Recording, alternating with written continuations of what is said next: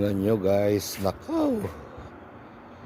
Yan, ganito basta umulan dito, kahit ambon lang. Ang hirap na namang linisin ito kasi buong sasakyan yan. Napakarumi yan, alikabok na naman yan.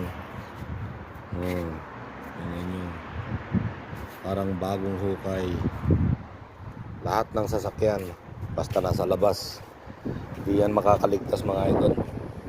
Kasi sobrang putik na naman. Kahit hindi tumatakbo ito, kala mo bumiyahe ng pagkalayo-layo nitong sasakyan na to. Samantalang hindi naman gumalaw ito kahit umuulan. Ayan, lahat ng sasakyan yan ngayon ganito dito. Kaya linisan na naman. Ayan, parang bumiyahe ng pagkahaba-haba sa dami ng putik.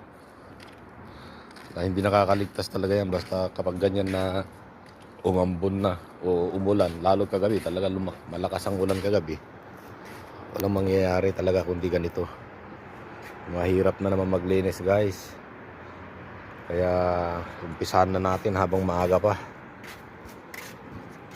Sobrang putik na naman sasakyan natin, so kailangan kong ipasok dun sa loob para ikarwas ko na, mas sigurado. Guys, linis time.